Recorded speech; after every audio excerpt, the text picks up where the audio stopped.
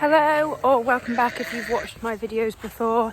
I have had, I think, a full week on the farm this week, which hasn't happened for ages, you know, whether just having meetings or being away at events or conferences. So, a full week on the farm with the sheep, and yeah, a bit of an exciting week. We finished lambing, so if you watch on, you will see our last ewe give birth. We have 2 Scotch half-breds left to lamb, and they're both lambing at the same time. The ewe on the right, who's lying down, has had this really lovely strong lamb, but she's been assisted by this other Scotch half-bred who's lambing as well, and obviously is very keen to have some lamb, even if it's not her own. So, in difference to all our other ewes, where they were scanned, and because of the stage of pregnancy, the scanner could tell how many lambs they were having with pretty much 100% certainty. Because these ones are lambing later, he couldn't necessarily tell how many lambs they're having. So what we have to be careful of is to make sure that when they've had one, we know that they either are or aren't having more, so that we can make sure that they pop out safely. I've left little Ralph in the pet lamb pen over there, just so he's safe, but I think he's wondering what's going on, and also looking at those sheep a little bit worriedly. But yeah, he'll stay there until I go collect him out. Although he can jump over those hurdles, but I'm sure he'll stay in for now. Within a matter of minutes, this lamb is trying to get up, testing out those legs, and still has, there we go, he's really trying now, still has 2 mothers at the moment. I think this one, who hasn't had a baby yet, is getting quite distracted by him and is maybe forgetting that she's got a job to do as well. So we're still on the 2 mothers at the moment.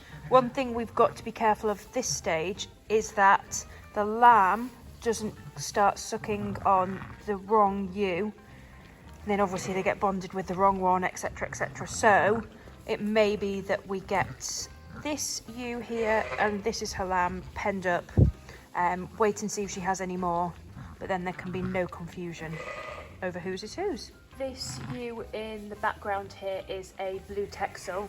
She was scanned as in lamb, but she doesn't look like she's for lambing at all. She isn't showing any signs of looking pregnant. But sometimes it does happen. They can reabsorb their lambs. She's absolutely fine, but just been enjoying some pampering treatment whilst not even being in lamb. So this ewe has now just sat down, but she is still getting distracted by the other lamb. At this stage, if they did miss mother, so take a liking to the wrong lamb, it wouldn't be the end of the world. But what we would have to be careful with is making sure that in an hour or tomorrow they didn't realise that they'd picked somebody else's lamb and decided they didn't like it anymore. So yeah, we've just got to keep an eye on that. Although it is amazing in terms of when you're fostering on lambs, maybe from a set of triplets to one which only had a single, it's amazing how maternal some of the ewes can be and will absolutely take on a lamb which isn't their own. But obviously in this situation we don't need to foster any on, so ideally we'd like them to mother the lambs which belong to them. Actually, I just said we won't need to mother any on. We could be having a triplet and a single. A couple of sets of twins would be lovely in this case, but these Scotch half-breds don't always have twins and aren't the milkiest of sheep, so we'll see. We've decided the one who was lambing first is only having a single, so she's penned up. But now, this ewe thinks that she's lost her lamb, even though it wasn't hers. So we're hoping she just settles and then starts pushing herself.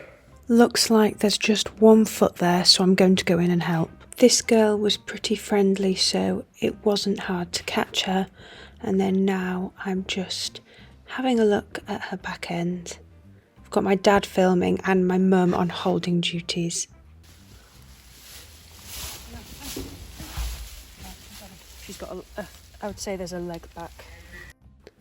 Here is some quick motion manipulation of the lamb's position.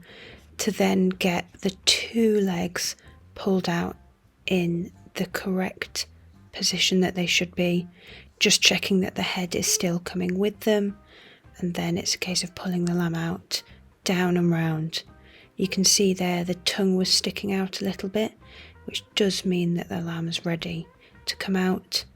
I'm just cleaning off his nose, making sure that there's no gunk left in there, and then dragging him around to the front for the mum to lick him, start bonding and drying off. Now at this stage I just wanted him to do a bit of a better cough, so I stick a little bit of straw up his nose and we have a bigger cough, and there he is cleaning his lungs. Prop him up a bit and there we go, a lovely sight for the last lamb born of our 2023 season.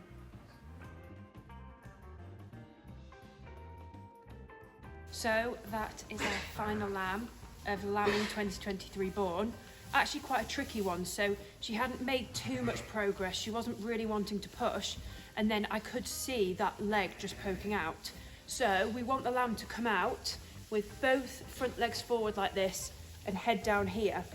However, this one was coming with one leg out and this leg was all the way tucked back here and bent. So it took a bit of manipulation to pull this leg forward, flick it forward into this position to deliver like this. A fairly big lamb and already quite far on the way to being born, so not a lot of room to be manoeuvring legs, but as you can see, born, happy, head up, and a really, really good mother. Well, here we are and over the moon with that. What a finish to lambing 2023. Lovely, big single. Yeah. Oh, very pleased with that. And here is the penultimate lamb of 2023. Looking really strong and heading in the right direction to drink the first milk, the colostrum, and get him set up for a strong and healthy life. So yeah, that is a lovely, lovely sight. She's been a really, really good mum. Well, that's it for this week. If you enjoyed the video, please do like and subscribe to my channel.